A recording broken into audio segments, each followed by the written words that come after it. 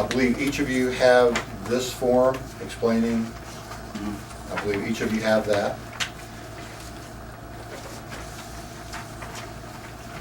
What we did was very simply, we went to the things that we had requested during this year's budget cycle. We were able to do some of those in the second column under approximate amount, for example, additional money appropriated to balance the budget. We met that in the budget we've already submitted to you. New longevity and degree stipends, we've met that. 2% additional compensation, we met that. Then we started building things in that we asked for. 3 additional teachers to be announced, and we already have a need for those teachers. Willis Elementary has a class, a 4th grade class of 35 students. Indian Valley has a 3rd grade class of 27, and Floyd Elementary has a 7th grade class of 29. Well, it's my responsibility, it's the superintendent's responsibility to deal with the budget. That's my responsibility, and I present a budget to them. And what we're trying to do right now is to understand where we're spending money. If we, for example, this year, the carryover in instructional is $323,000.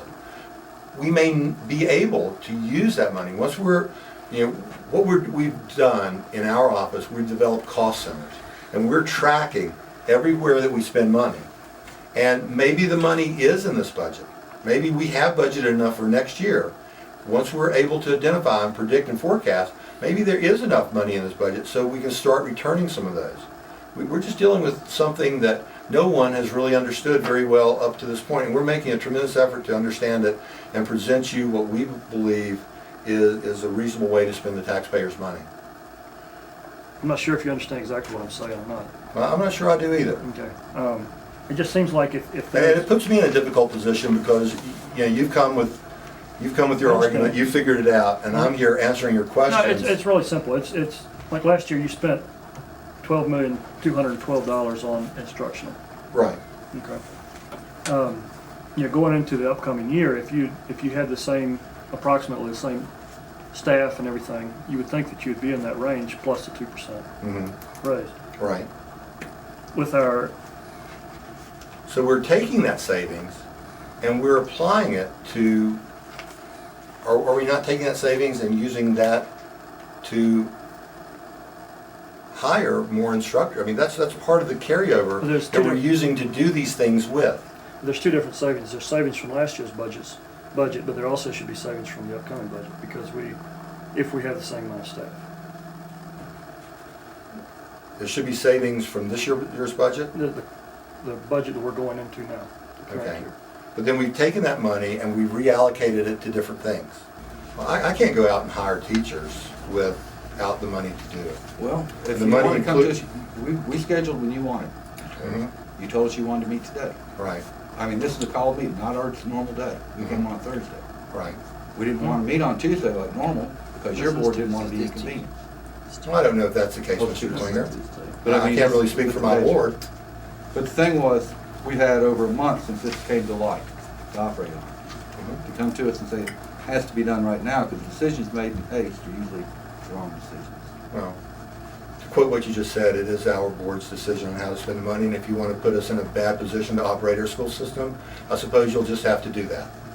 Well, I don't mean for this to escalate, but as I said. Well, I don't intend for it to escalate at all. I'm just telling you that we're carrying, I have been as frugal as I can with this budget.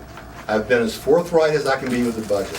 I've answered the concerns of the citizens about this budget. I've used money that we have saved, that we have carried over to reinstate positions that Mr. Gerald had come and spoke to us about twice. And Mr. Klinger, you didn't, let's put it this way, you didn't know about a school budget that was running over $1 million in debt. We were carrying over, there was millions of dollars flowing through the school budget before I came here, but this board knew nothing about. I'm here before you trying to clean it up, and it appears to me that you're making it more difficult than it needs to be. I need to hire teachers right now. I need this money. We do not have money built in. I mean, you wouldn't want me to go out and hire teachers with money I don't have. Mr. Yoder? No. Mr. Turman? No. Mr. Allen? Yes. Mr. Gerald? Yes. Mr. Klinger? No.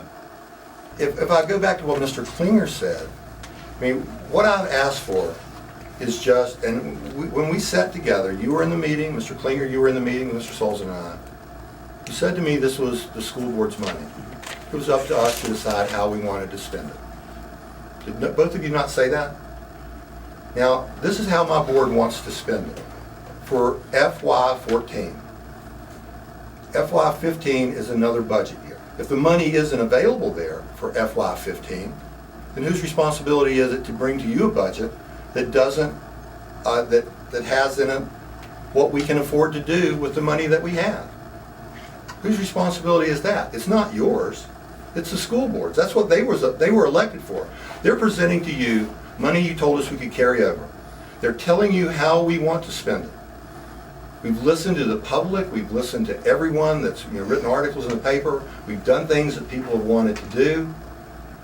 And now you're jumping a year ahead and telling me and our board, if the money's not there, you're concerned.